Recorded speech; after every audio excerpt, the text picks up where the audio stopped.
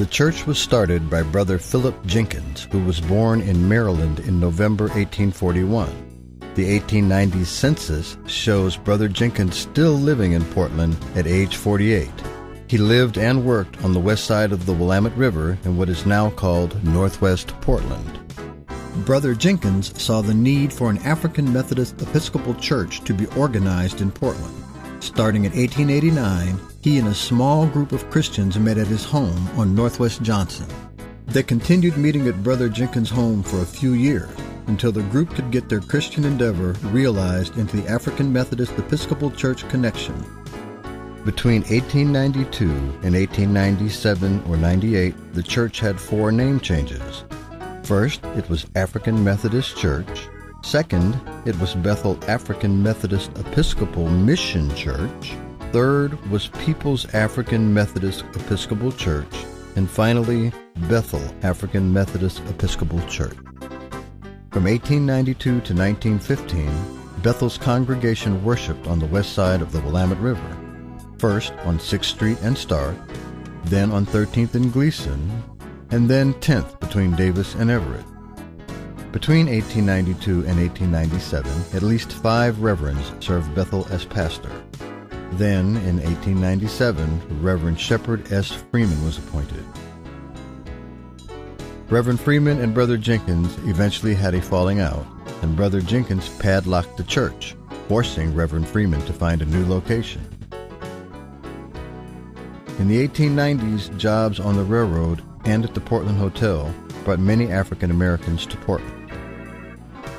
Many of Bethel's members settled around Union Station, and railroad men stayed overnight at the Golden West Hotel and boarding houses.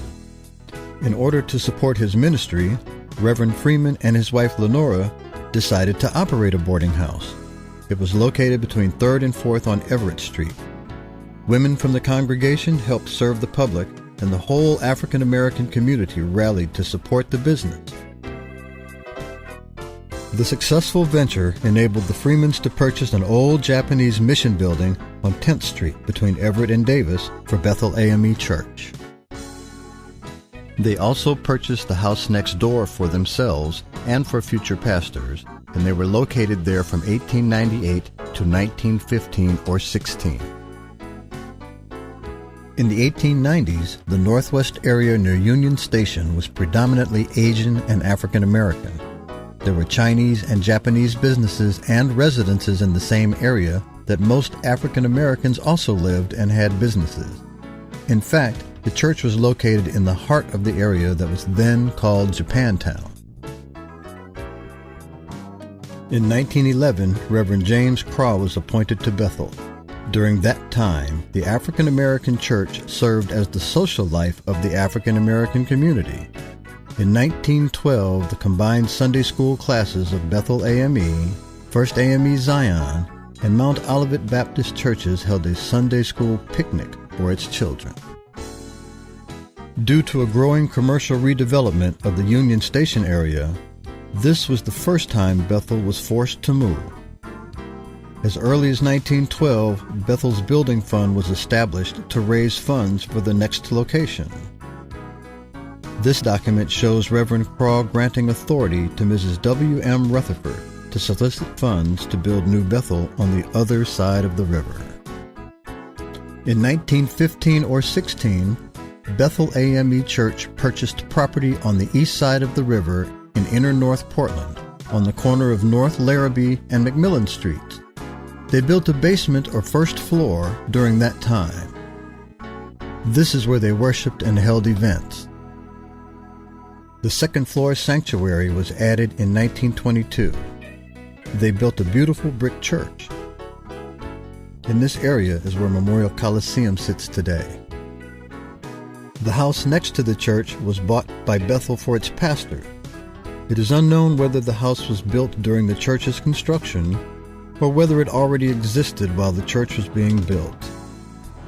The structure in the middle is the house next to the church. The move to the new location was a memorable day in the history of the church and in the history of Portland's African American churches, the first time an African American congregation had built its own church. Bethel's congregation continued to grow and worshiped at this site for over 40 years until redevelopment forced them to move again. During those 40-plus years, from 1915 to 1958, Bethel had at least 13 more appointed pastors. About the 9th appointed pastor since 1915 was Reverend Browning Allen, who served as Bethel's pastor from 1939 to 1944. In 1940, there were around 2,000 African Americans in Portland, but World War II and work in the shipyards brought another 15,000 African Americans to the Portland area. Things changed considerably as a result. Reverend Allen did extensive outreach to African American men and women in the service, as well as to the newly arrived African Americans living in Vanport City, Giles Lake, and other housing projects built expressly for the new arrival. After several more pastors were appointed and gone, Reverend Harley Akers was appointed from 1954 to 1962 to Bethel as pastor. Reverend Akers organized the Young Matrons Club. In September of 1957, Old Bethel was displaced by the Memorial Coliseum. The city of Portland purchased Old Bethel for $75,000, and the congregation built another church at the estimated cost of $134,000 on Northeast 8th Avenue. Here you can see the purchase contract for Old Bethel. Minnie Bell Johnson, shown here, is one of the signers on this contract. She's the last living trustee on the contract. Being forced to move in February of 1958, before the new church was finished, the church held choir practice at St. Philip the Deacon Episcopal Church and worshiped temporarily at the old Elliott School, located at Knott and Rodney. This building was later named Knott Street Community Center, and then was replaced by a new building that is now named Matt Dishman Community Center. When the city displaced the church, it also displaced the church's parsonage. Bethel members bought a new parsonage for the Akers family on Northeast 10th Avenue in the Irvington neighborhood. Not only was Old Bethel destroyed, the African American community was destroyed as well by construction of Interstate 5, the Memorial Coliseum, and by a plan to expand Emmanuel Hospital. This is what the corner of Williams Avenue and Russell Street looked like when Bethel worshiped a block away at the Knott Street Community Center. From 1962 to 1969, Reverend Grady Brown was appointed as Bethel's pastor. Reverend Brown purchased additional vacant land across from the new Bethel, and he retired the second mortgage on the church. From 1969 to 1976, Reverend A. Lee Henderson served as pastor. During this time, Bethel's Head Start program was established, the church's first mortgage was retired, and a second piece of property across the street from New Bethel was purchased. 3 pastors were appointed to serve Bethel from 1976 to 1991. Reverend L. Fisher Hines, Reverend Matthew A. Watley, and Reverend Milton Green. From 1991 to 1998, Reverend Dorsey McCullough was appointed as pastor of Bethel. Reverend McCullough made several improvements to the church and its grounds. With the sale of the parsonage on Northeast 10th Avenue, a new parsonage was purchased.